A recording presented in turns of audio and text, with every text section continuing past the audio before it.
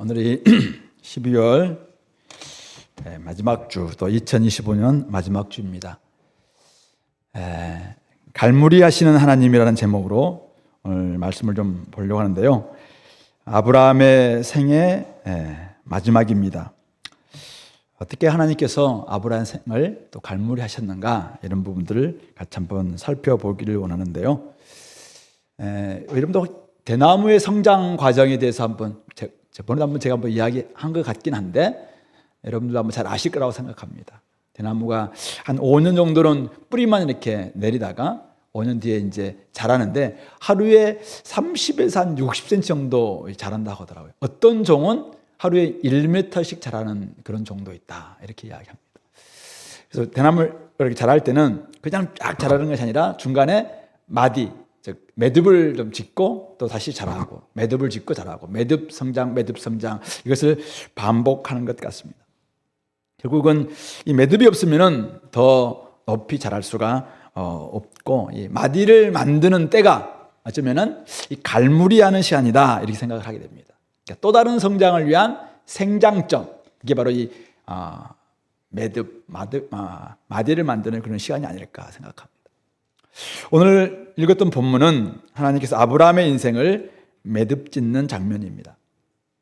아브라함에게 주셨던 세 가지 약속, 우리 창세기 12장에서 아브라함 부르시면서 세 가지 약속 주셨습니다. 많은 민족, 큰 나라 이루겠다. 씨의 약속을 주셨습니다. 이 땅을 너와 내 자손에게 주시겠다. 땅의 약속을 주셨습니다. 그리고 너를 복의 근원, 복의 통로로 삼아서 축복하는 사람들에게는 복을 주고 또 저주하는 사람들에게는 저주를 내리겠다. 복의 약속을 주셨습니다.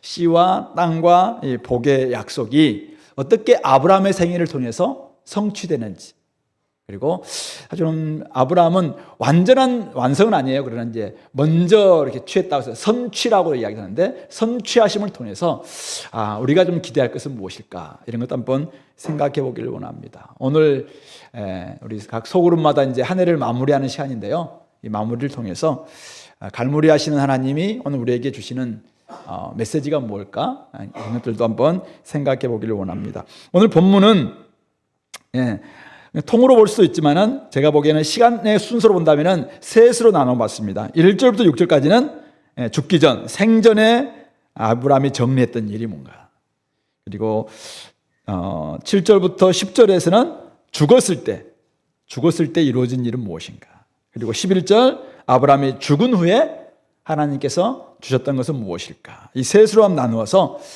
생전에 어떤 하나님께서 약속을 주셨을까, 갈무리 하셨는가, 그리고 죽었을 때 무엇을 또 갈무리 하셨는가, 죽고 난 다음에 무엇을 주셨는가, 세 가지입니다. 결국은 씨, 땅, 복, 이 세 가지를 오늘 우리가 한번 살펴볼 텐데요. 먼저 생전에 정리한 일입니다. 아브라함이 후처를 맞이하였으니 그의 이름은 그두라라. 그두라의 자손들이 2절부터 4절까지 열거되어 있습니다. 6 아들을 두었는데 시므란, 욕산, 무단, 미디안, 이스박, 수아.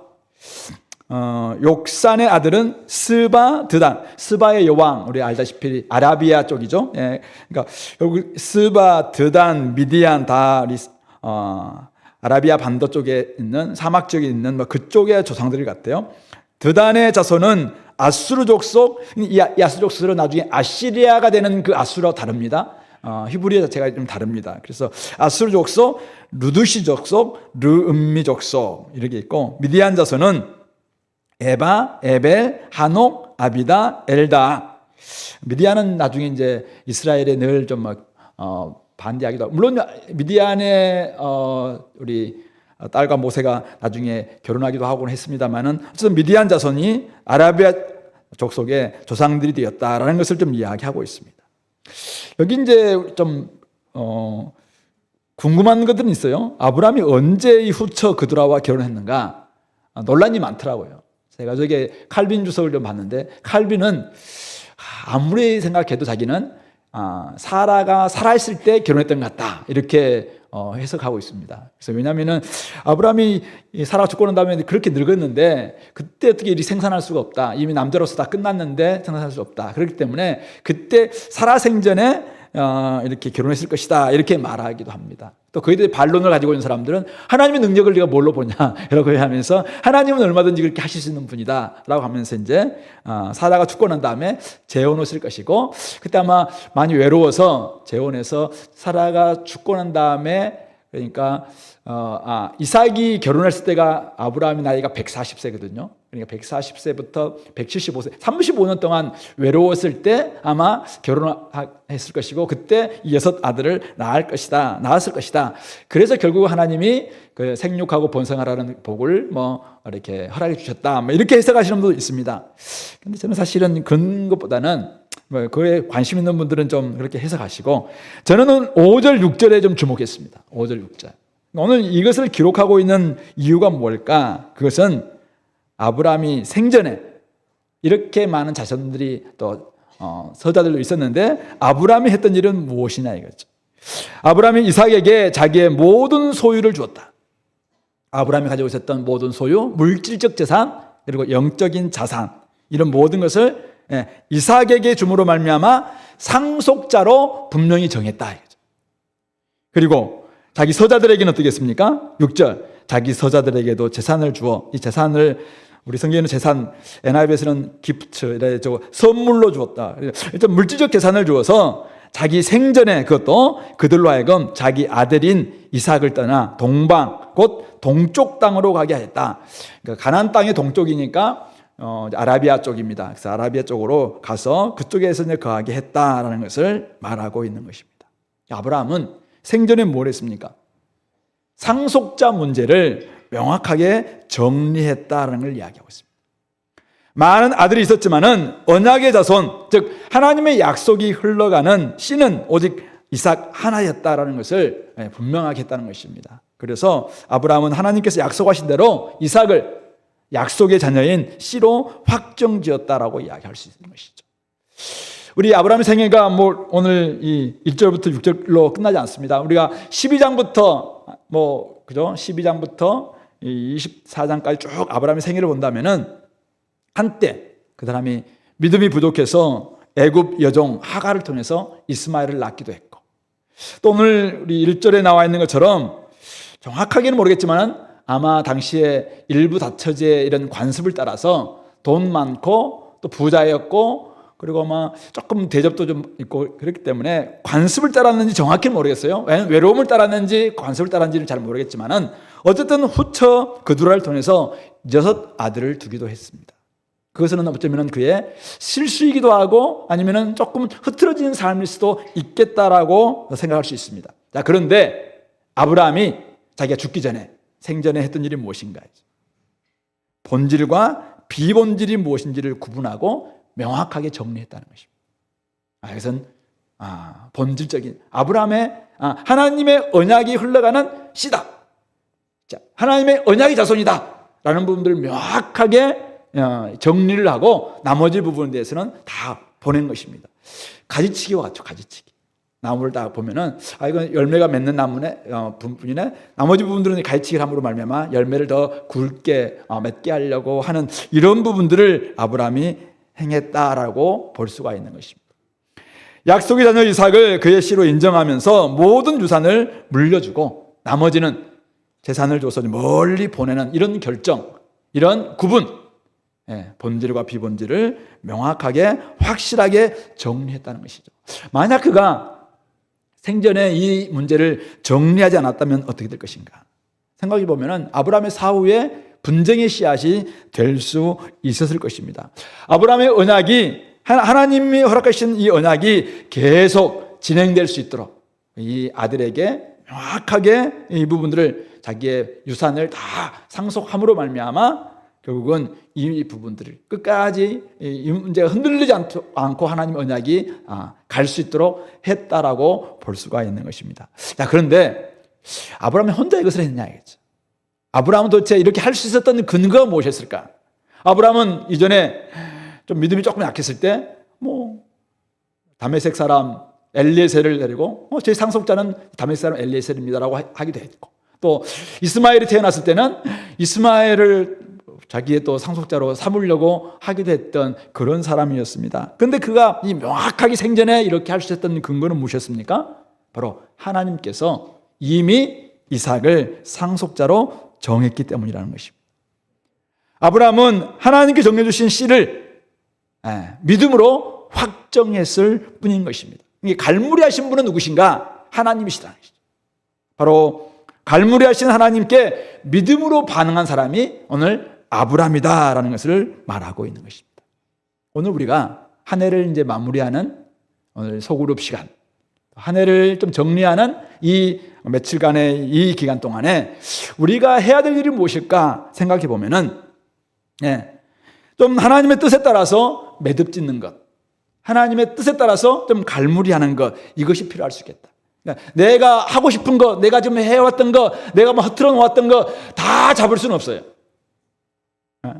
지금 이제는 진짜 중요한 것이 무엇이었고 중요하지 않은 것은 무엇이었을까? 이것을 한번 딱 펼쳐놓고 한번 정리해보는 이런 시간들이 필요하다는 것입니다. 갈무리하신 하나님의 그 뜻에 합당하게 우리가 반응한다면은, 믿음으로 우리가 반응한다면은 그것을 붙잡아야 될 것이고, 근데 이것들을 아무리 생각해봐도 내가 믿음이 없을 때, 아니면은 이것은 뭐 대충 내가 좀 여러 가지 실수 때문에 또 사람들의 욕심에 따라서 뭐 하면서 했던 일이다, 이런 부분들을 좀 이렇게 구분해서 좀 멀리 보낼 필요도 있겠다라는 것입니다.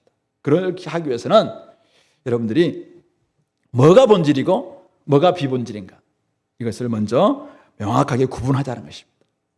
선택과 집중하기 위해서 먼저 여러분들이 이게 영원한 것이냐, 이게 영원하지 않는 것이냐, 이것들을 명확하게 한번 구분할 때 어디에 내가 선택하고 집중할 것인가, 이것이 드러나지 않겠습니까? 믿음 없이 행한 흐트러진 삶, 내 삶이 요즘 왜 이렇게 복잡하냐, 왜 이렇게 마음이 산만해졌을까? 내 삶이 왜 이렇게 규모가 없어졌지? 왜 내가 예배와 뭐 이런 모든 것들을 다 그냥 수평해 놓고 그냥 예배 드리고 다른 거 하는 거 똑같은 이런 중요한 것처럼 여기고 있을까? 이런 걸 본다면은 나에게 가장 소중한 것이 무엇인지를 더 분명하게 이렇게 정리해 볼 필요가 있겠다라는 것입니다. 우리의 마음도 마찬가지. 마음도 왜 요즘 마음이 이렇게 혼란스러우냐? 정신이 왜 이렇게 산만해졌지? 마음을 내가 잡지 못하는 이유가 무엇일까? 이런 부분들 쭉 한번 돌아보시면서 하나님께서 진짜 이런 마음을 갖기를 원하셨는가? 아니면 이 마음은 지금 하나님이 주신 마음이 아닌데 그냥 세상을 너무 되게 두려워하면서 세상을 너무 따라가려고 하다 보니까 이렇게 나온 것은 아닐까? 이런 걸 생각하면서 좀 정리할 필요가 있겠다라는 것이죠. 제가 아까 우리 대나무 마디를 생장점이라고 이야기했는데요. 어쩌면 신앙이 흘러갈 수 있는 생장점이 어딘지를 한번 주목해 보는 거 굉장히 필요한 것입니다. 이것은 다른 것은 다 포기해도 생명, 하나님의 생명이, 영생이 이곳에서 시작될 수 있겠다. 우리 영생의 상속자라고 우리가 정말 생각하면서 우리 전교연 수련회도 했는데, 그로부터 내가 계속 영생의 상속자로서 생명이 흘러갈 수 있는 이 부분들을 내가 붙잡고 있는가? 아니면은 아직도 포기해도 될 걸 계속 내가 붙잡고 있는 것은 없는가? 이런 것들을 보면서 거기에 한번 집중해 보자는 것입니다. 물론 세상이 지금 어떻게 흘러가고 있습니까? 저는 이제 올해 60이잖아요. 그러니까 60평생 동안 돌아보면은 너무 많이 바뀌었어요. 여러분들 잘 모르겠지만 저는 초등학교 6학년, 국민학교 6학년 때 우리 고향에 전기불이 들어왔어요. 그러니까 얼마나 제가 깡촌에 살았는지 알겠죠. 그때 막 전화기 교환 바꿔가지고 통화하고 막 이랬던 그 시골에 살았습니다. 그로부터 지금 2025년까지 너무나 많은 것들이 바뀌었어요. 목회하는 것도 마찬가지입니다. 뭐 설교 준비하는 것도 좀 AI와 뭐 이런 것들이 너무나 주변에 많기 때문에 유혹들도 굉장히 많아요. 이것들을 막 먼저 뭐 하고 싶은 막 유혹도 생기기도 하고 이런 상황입니다. 이럴 때 이런 것들을 뭐 주목하고 집중하는 거, 이것은 죄 짓는 것은 분명히 아닐 것입니다. 그리고 그동안 저지르어 놓았던 실수, 실패를 만회하려고 어쨌든 막 안간힘을 좀 써보는 것도 뭐 나쁘지 않을 거예요. 자, 그런데 너무 비본질적인 일로 우리의 시간과 마음을, 힘을 빼지 말자. 그렇게 하기 위해서는 이게 중요한가? 아니면 중요하지 않는가? 이거는 본질인가? 비본질인가? 이거는 영원한 것인가? 아니면 이것은 얼마 뒤에 사라질 것인가? 이걸 구분하고 하나님의 뜻이 딱 임하는, 하나님이 정해주신 것, 거기에 우리 마음을 시간을 또 재정을 투자할 필요가 있겠다라는 것입니다. 제가 이제 내년을 뭐 준비하면서 해마다 이때 되면 이제 트렌드 이렇게 책 좀 보고 막 이렇게 하는데요. 올해도 2026년 우리 교회 트렌드 책의 1번이 심플 처치더라고, 심플 처치. 그러니까 요즘 성도님들이 복잡한 거 싫다는 거예요. 그냥 뭐 간단하게 한두 가지만 집중하자 이렇게 이야기한다더라고요. 그러고 보니까 우리 교회를 보니까 이분들 힘들었겠네 이런 생각이 들었어요.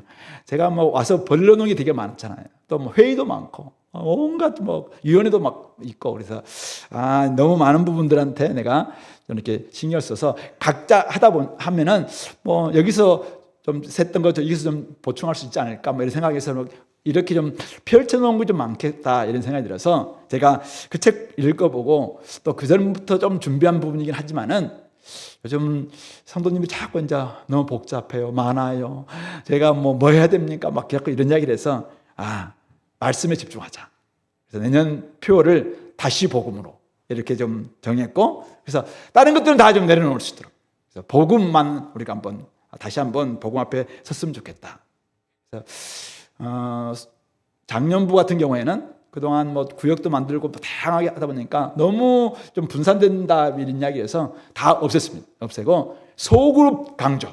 그래서 내년에는 온갖 모든 일에 있어서 소그룹 이 다시 복음으로 말씀 앞에 서기 위해서는 소그룹이 살아야 되겠다. 그래서 소그룹 조장이 굉장히 중요합니다. 그래서 여러분들이 이제 어떻게 잘 이끌어 가느냐에 따라서 소그룹이 사느냐 죽느냐 결정됩니다. 그런 점에서 우리 형제 23그룹 자매 23그룹인가요? 이렇게 됐을 텐데 우리 작년부는 그래요. 그래서 세 달에 한 번씩 같이 이렇게 만나기도 하고 뭐 이렇게 하기를 하지만은 어쨌든 소그룹 안에서 우리가 마음껏 본질적인 부분들 한번 해보자 이렇게 합니다. 우리 이곳에 있는 우리 대학생들도 다른 것 준비할 점 많죠. 취직도 준비해야 되고 앞날도 준비해야 되고 연애도 준비해야 되고 뭐 할 거 되게 많을 텐데 좋아요. 뭐 관심은 기울이되 진짜 하나님께서 어디에 나에게 마음을 두고 있는가 여기에 우리 관심을 좀 기울이고 집중했으면 좋겠다. 이게 대학을 졸업하기 전에 결정해야 되고 또 결혼하기 전에 준비해야 될 있고 때로는 올해가 가기 전에 딱 마무리를 지어야 될 부분이 있죠. 그래서 지금이 딱 좋은 시기인 것 같아요. 그래서 여러분들 한번 올해가 가기 전에 어쩌면 생전이라고 생각하시고 한번 이 부분들을 명확하게 한번 정리하고 나갔으면 좋겠다. 우리 특별히 부모님들 계신데요. 자녀 키울 때 요즘 세상이 얼마나 많은 걸 요구하고 있습니까? 근데 좋아요. 뭐 하십시오. 근데 가장 먼저 베이스가 무엇인가? 이거 절대 포기하지 마세요.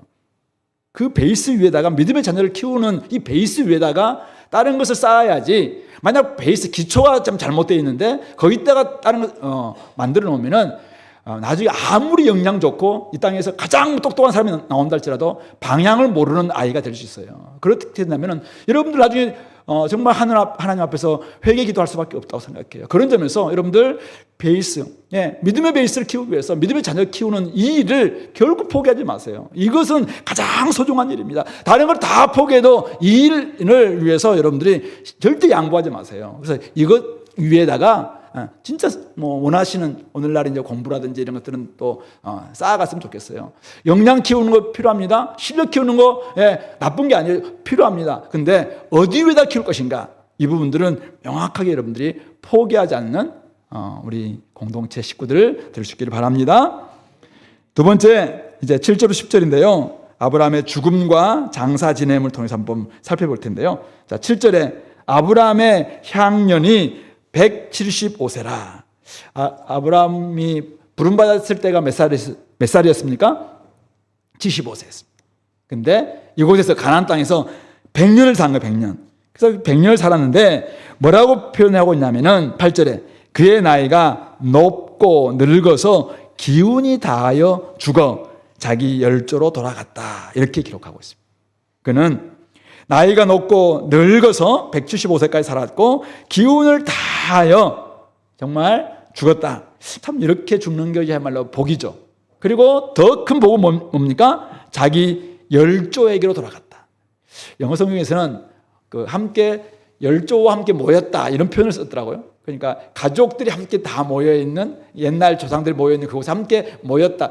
왜 영어로 gathe라는 단어를 썼을까 좀 궁금했는데 이걸 딱 묵상하다가 제가 우리 가족들 생각해 봤습니다. 저희 부모님 이제 다 돌아가셨고, 형님 올해 돌아가셨고, 여동생 몇 년 전에 돌아갔고, 우리 누님 한 몇 년 됐어요. 벌써 그곳에 내가 나중에 가게 되면은 우리 어머니, 아버지, 형님, 누님, 여동생도 다 있겠네, 뭐 이런 생각이 들더라고요. 그래서 그곳에 돌아가는 것 참 우리에게는 어쩌면 복이겠다. 돌아갈 고향집이 있다는 것, 이것은 참 복이다, 이런 생각이 들었는데요. 아브라함이 그렇게 열조에 돌아갔다 이렇게 이야기하고 있습니다. 중요한 것은 이거예요. 자, 그런데 9절, 그의 아들들인 이삭과 이스마엘이, 이삭이 먼저 나온 걸 봤을 때 유산 상속자가 누구인지를 또 이야기하고 있죠. 그를 마므레 앞 헷 족속 소알의 아들 에브론의 밭에 있는 막벨라 굴에 장사했다, 이렇게 기록하고 있습니다. 근데 이 밭은 어떤 밭인가? 10절에서 한 번 더 반복하고 기록하고 있는데, 이것은 아브라함이 헷 족속에서 산 밭이다. 아브라함과 그의 아내 사라가 거기 장사되었다, 이렇게 기록하고 있습니다. 헷 족속에서 산 밭에 바로 아브라함과 그의 아내 사라가 장사되었다. 이 말은 무슨 말입니까?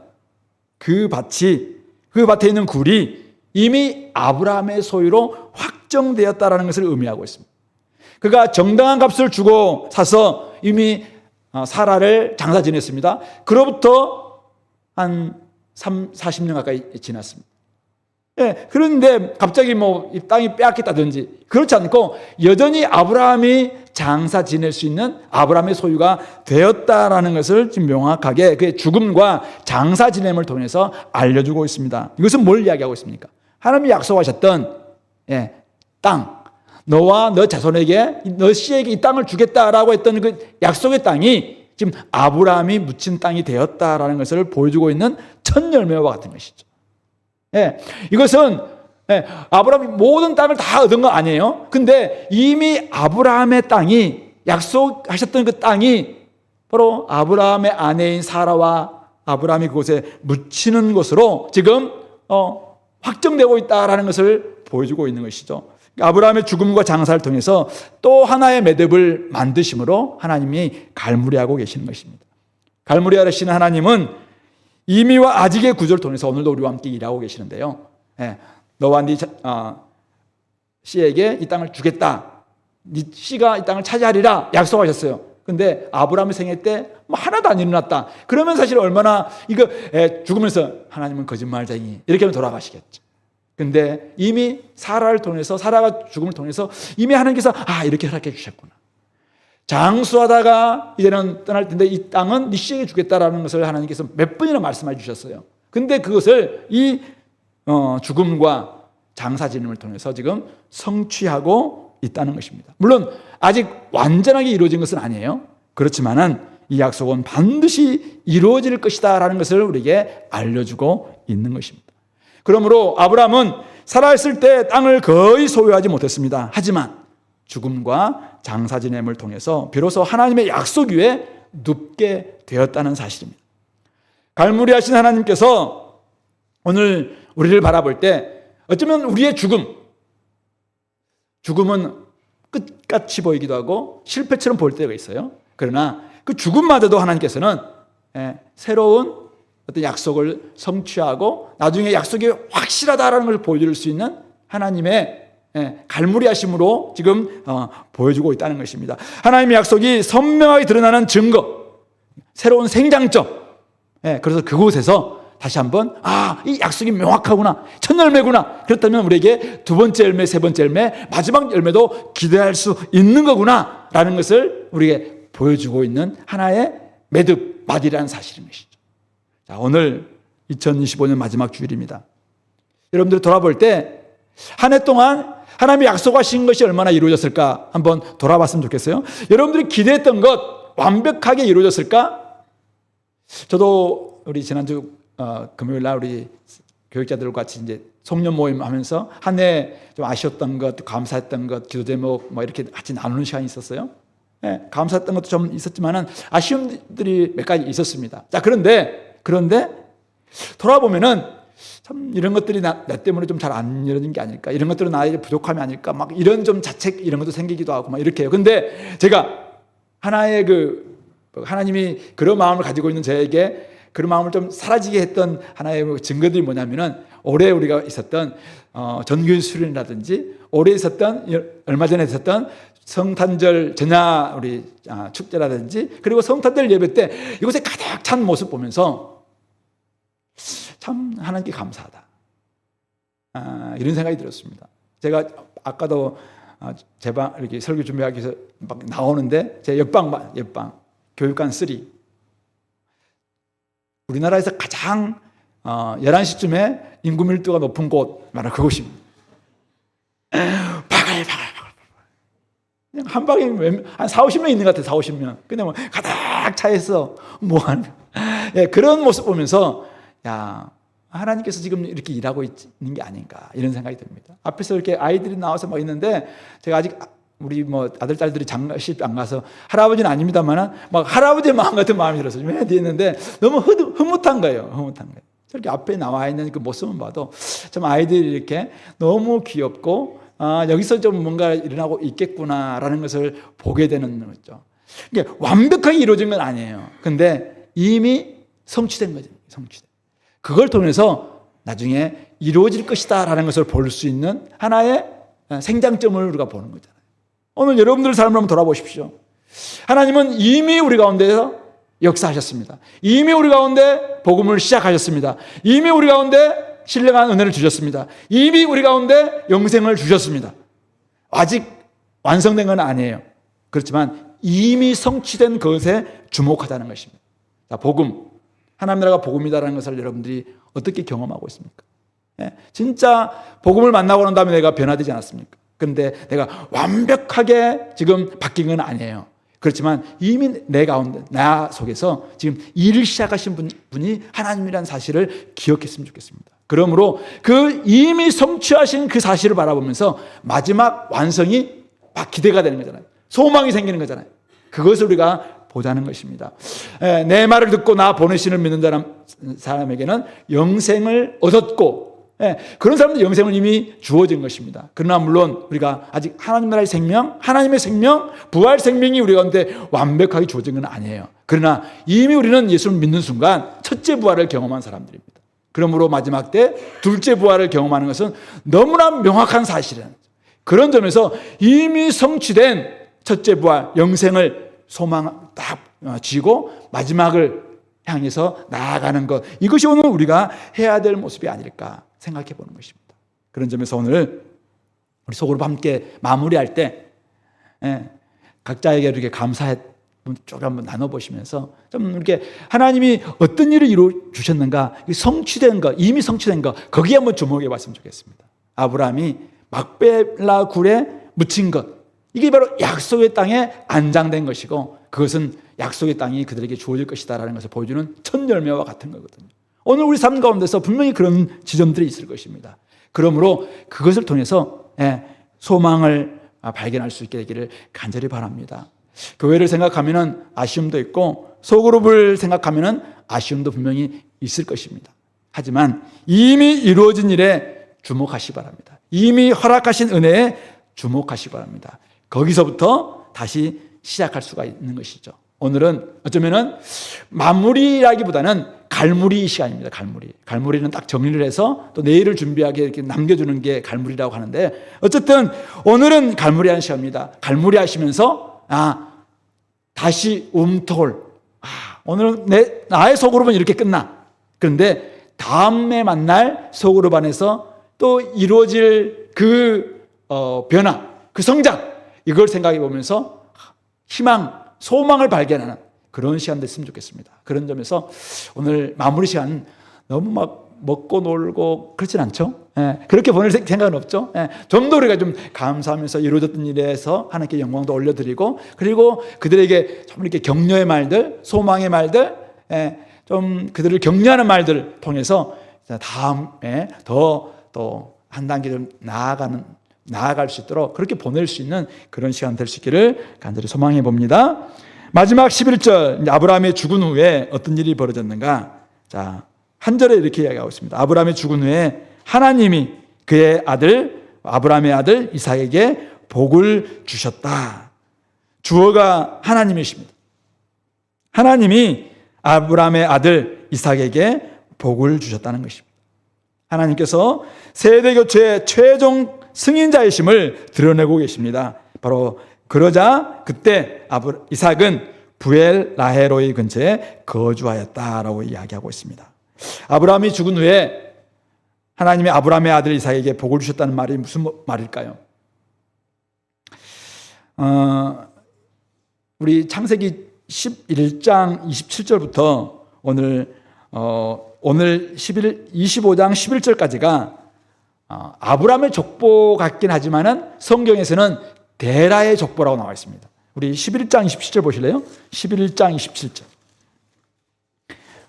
창세기 11장 14페이지인데 27절 보면은 데라의 족보는 이러하니라 이렇게 하면서 데라는 아브람과 나홀과 하란을 낳고 쭉 해서 오늘 25장 11절 아브람이 죽은 후에 하나님이 그의 아들 이삭에게 복을 주셨고 이렇게 나와 있습니다. 그러니까 데라의 족보에서 가장 빛난 별은 단연코 누구예요? 아브람입니다. 아브람이에요. 그는 어둠의 시대 가운데서 환하게 빛나는 밤하늘의 별과 같이 빛났던 별이 바로 아브람입니다. 아버지 데라는 판 깔아준 거예요. 자, 그런데 오늘 25장 12절부터 그 다음에 18절은 이제 이스마엘 족보에 대해 쭉 이야기하고 있고 19절부터 이삭의 족보가 시작됩니다. 아브라함의 아들 이삭의 족보는 이러하니라 쭉 해서 어디까지 되냐면은 35장 마지막 간물 35장까지가 이게 이삭의 족보예요. 이삭의 족보 쭉 이야기해서 이삭이 나이가 많아 늙어 기운이 나하여 죽었다. 29절에 35장 29절에 그렇게 하므로 이삭의 족보가 끝납니다. 이삭의 족보 이야기가 끝나요. 그리고는 36장에 에돔의 족보가 나오고 37장 2절에 야곱의 족보가 나옵니다. 그러니까 어쩌면 창세기는 새 족보 이야기로 12장부터 50장까지 이렇게 연결된 거예요. 데라의 족보, 그 다음에 이삭의 족보, 뒤에 야곱의 족보. 근데 데라의 족보에서는 가장 빛난 별이 아브람, 이삭의 족보에서 가장 빛난 별은 야곱, 야곱의 족보에서 가장 빛난 별은 요셉이죠. 그러니까 어쩌면 이 데라나 이삭이나 야곱은 뭐 자식들이 좀 빛날 수 있도록 판 깔아준 뭐 그런 이제 배경이 되고 있는 이런 모습인데요. 중요한 것은 이거죠. 이것을 누가 끌고 가고 있느냐. 하나님께서 복 주심으로 끌고 가고 계시다는 것입니다. 하나님의 구속의 긴 이야기가 연결될 수 있도록 지금 아브라함의 삶을 갈무리 하셨던 하나님이 그걸로 땡 치는 게 아니라 이삭의 삶을 쭉 이끌어 가시면서 거기에 또 복을 주시면서 아브라함이 복의 통로로 가지고 있던 그 위상, 그 사명을 계속 갖도록 이어주고 있고 나중에 야곱이 또 그런 일들을 감당할 때 또 요셉에게 하나님께서 함께함으로 말미암아 이런 일들을 감당하고 있다라는 것입니다. 제가 오늘 이삭을 조금 더 묵상해 봤습니다.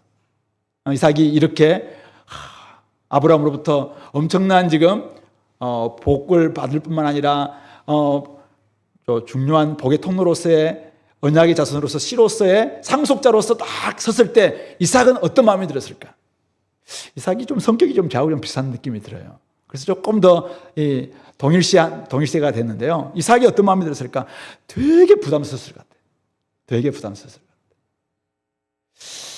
리브가를 아내로 삼고 어머니의 장례 후에 참 외로웠던 그 마음에 위로를 많이 얻었다라고 이야기하고 있는데 그때 아버지 아브라함이 그를 상속자로 다 인정해 주시면서 모든 소유를 다에게 맡겼습니다.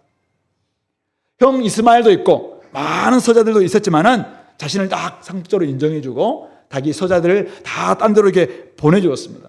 분명히 이삭은 책임감이 있었기 때문에 그것을 감당했을 거라고 생각해요. 그런데 불안한 마음도 있지 않았겠습니까? 그런데 그 상황에서 아버지가 돌아가셨어요. 그때 형 에서가 왔습니다. 에서가 아니죠. 이스마엘이 왔어요. 같이 아버지 장례를 다 치렀습니다. 그리고 형이 떠나기는 떠났어요. 그런데 그때 이삭은 참 마음에 이렇게 생각했을 거예요. 혹시 형이 낫지 않을까? 꼭 내가 해야 되나 이거? 나도 다른 아들들처럼 그냥 보통 시민답게 좀 살면 안 되나? 꼭 내가 막 열방을 책임져야 되고 열방의 복의 통로가 돼야 되고 하나님의 그 언약에 무거운 짐을 내가 지고 이거 가야 되나? 이런 마음에 들지 않았겠습니까? 성경에 나와 있지 않지만 제가 보기에는 좀 그랬을 것 같아요. 자, 그런데 오늘 11절에 그때 아브라함이 죽은 후에 하나님이 바로 그에게 이삭에게 복을 주셨다 이렇게 이야기하고 있습니다. 하나님께서 최종 승인과도 같이 내가 너와 함께 한다는 거예요. 나의 언약이 너에게 있다. 내가 복을 줌으로 말미암아 내가 너를 이끌고 갈 것이다. 이렇게 말씀해 주시는 것입니다. 그가 가지고 있었던 어떤 무거운 책임감, 그것만 가지고 갈 수 없을 때 하나님께서 그를 부르시고 그에게 복 주심으로 말미암아 함께 할 수 있는 힘과 능력, 이걸 딱 받는 순간 그 다음 구절이 저한테 의미 있게 다가오는 저한테는 이삭은 부엘 라헤로이 근처에 거주했더라. 아브라함은 헤브론에서 시간을 많이 보냈고 그곳에 장사되어서 헤브론에 있는 막벨라굴에 장사되었어요. 근데 오늘 이삭은 하나님의 복을 받아서 물론 헤브론도 갔겠죠. 그러나 부엘 라헤로이, 나를 살피시는 살아계신 하나님의 우물이라는 뜻을 가지고 있는 부엘 라헤로이 근처에서 지금 살아가고 있는 것입니다. 자기의 시대, 자기의 영역, 자기가 함께하고 있는 그 세대 속에서 나름대로 하나님 주신 사명을 감당하면서 나아가고 있더라라고 기록하고 있는 것 같았습니다. 우리는 복 주신 하나님을 의지하는 법을 배워야 합니다. 힘든 상황을 만날 수 있습니다. 꼭 교회가 이런 사명을 감당해야 되나? 이런 부담이 우리 가운데 생길 수도 있습니다. 때로는 갈등과 의심이 생길 수도 있습니다. 선택의 순간 딜레마가 생길 때마다 나보다는 저 사람이, 나보다는 좀 저분이 하면 좋겠다, 이런 마음이 생길 수도 있을 것입니다. 그럴 때 아브라함의 믿음, 또 아브라함과 함께 하셨던 하나님을 좀 신뢰하는 법을 배웠으면 좋겠습니다. 무엇보다도 오늘 이삭에게 복 주셨던 하나님을 기억했으면 좋겠습니다. 하나님께서 이삭에게 복 주셨다 이 말은 내가 너와 함께 하겠다는 거예요. 내 언약이 너에게 있다, 이런 의미입니다. 내가 너를 아브라함을 온 열방의 복의 통로로 삼았던 것처럼 이제는 너에게 그 사명을 주겠다, 이런 의미입니다. 그런 점에서 저는 이것이 이삭이 부엘 라헤로이에서 사역하고 살았던 힘이자 비결이었다고 생각해요. 오늘 우리 삶 가운데서 살아갈 때 아브라함과 이삭에게 복 주셨던 그 하나님은 오늘 여러분들에게 함께 하실 것입니다. 저에게 함께 하십니다. 저에게도 말씀하시는 것 같았어요. 야, 박 목사야, 언제까지 네가 자꾸 그렇게 할래? 이제는 너에게 내가 함께 한다. 내 언약이 너와 함께 한다. 그러면 네가 너의 시대, 너의 세대 사람들에게 네가 잘하고 있는 것을 가지고 한번 해봐 라고 말씀하신 것 같습니다. 이것이 오늘 우리가 우리 시대, 우리의 세대 속에서 살아갈 수 있는 힘과 비결이라고 믿습니다. 그 하나님께서 오늘 저와 여러분들에게 복 주시면서 한 해를 잘 갈무리하기를 원하시고 계시는 것 같습니다. 성도 여러분, 오늘 아브라함은 인생을 마무리했어요. 그런데 하나님은 언약을 갈무리하십니다. 제가 찾아봤어요. 마무리와 갈무리의 차이점이 뭐니? 라고 물어봤어요. 그러니까 마무리는 과거를 돌아보며 매듭을 잘 만드는 것이라면 갈무리는 미래를 준비하며 뭔가를 남기고 넘겨주는 것이다, 이렇게 답하더라고요. 마무리 필요합니다. 잘 매듭 짓는 거 필요하며. 그런데 하나님은 우리에게 갈무리 하시는 것 같아요. 새로운 이삭이 자기 영역에서 살아갈 수 있도록 축복해 주는 것입니다.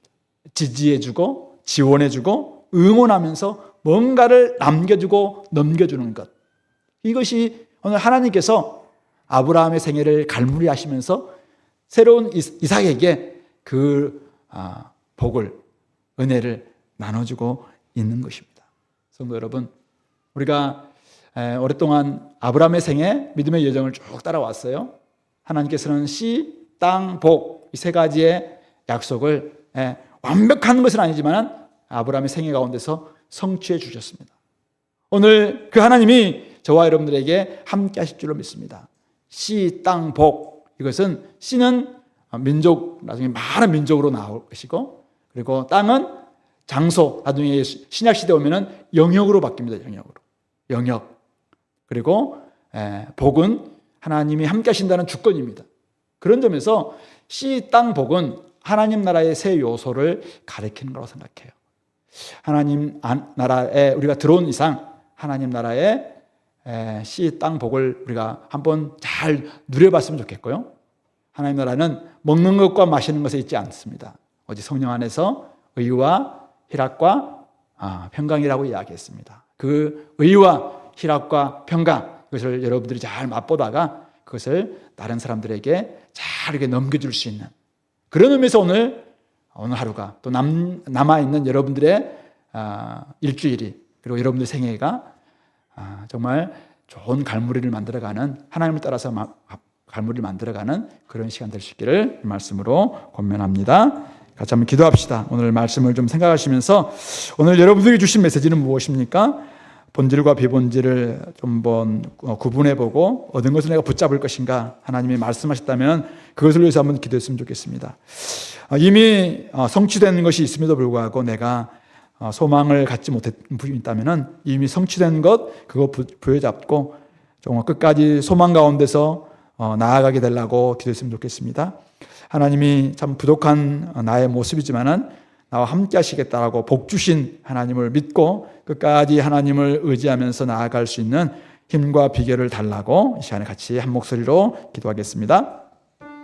하나님 아버지, 은혜를 감사합니다. 오늘 우리 삶 가운데 함께 해주셔서 감사합니다.